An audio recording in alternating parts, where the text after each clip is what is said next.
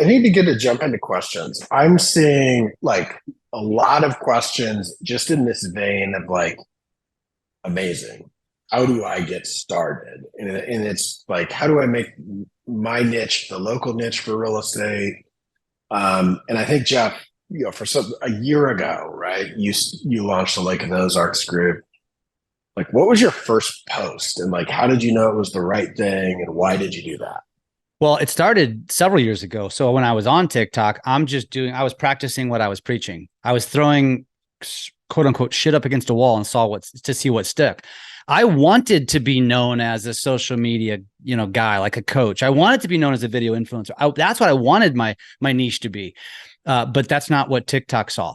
And so I was just posting lifestyle stuff because I'm just living life, right? So I would post my wife, my kids. I'd post about Lake of the Ozarks, and over time, and Tristan and I are watching this, and I'm like, dude, this post is blowing up about this boat. And then a month later, dude, this post, and it was literally last August. It was middle of August last year, and I called Tristan and I said, dude, I want you to kick me in the, you know what, if I ever post anything on my TikTok ever again that's not Lake of the Ozarks. And he just laughed and he's like, dude, I think you're right. I think you need to go all in. And so it was a test, and I just wanted to see where it went. And then I got a lead a month later, and I was like, holy crap. Like, I'm not even talking about real estate yet. Wait till I start talking about real estate. And then brand deals started. And so it's really been an evolution of kind of figuring out. So go back to your question, what should you post about? I'm just sharing life. Like, I know what that audience wants. I've kind of studied it. I'm paying attention to it based on the engagement.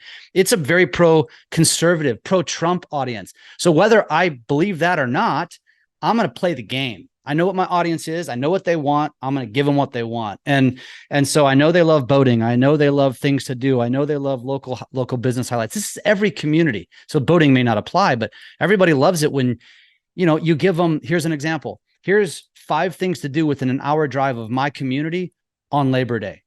Like, you give them stuff that actually is value to them. Or like I was telling you, like there was these big boat races. It's very famous, very popular this past weekend. And for 2 or 3 weeks leading up to it, I was just pummeling content, what to do, things to do. Here's tips, here's advice.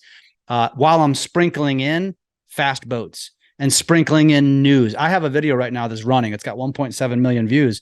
It was a boat crash. All I did was steal one of my competitors' videos. I gave him credit and put myself in front of it and talked about it, gave my opinion. There was a boat crash at night, and I said, I'm sorry, but if you're driving a boat faster than 20, 30 miles an hour at night, you're an idiot. I actually said 5 to 10 miles an hour, which really got a lot of engagement. But I believe it. Like, if you're driving a boat at night, you should be going super slow, right? And all I did was give my opinion, and it's gained me so many followers. And then I did follow-up videos. Here's what happened. Here's the latest. I just look at myself as the local aggregator of all things that are going on within my community, and I've realized people love it.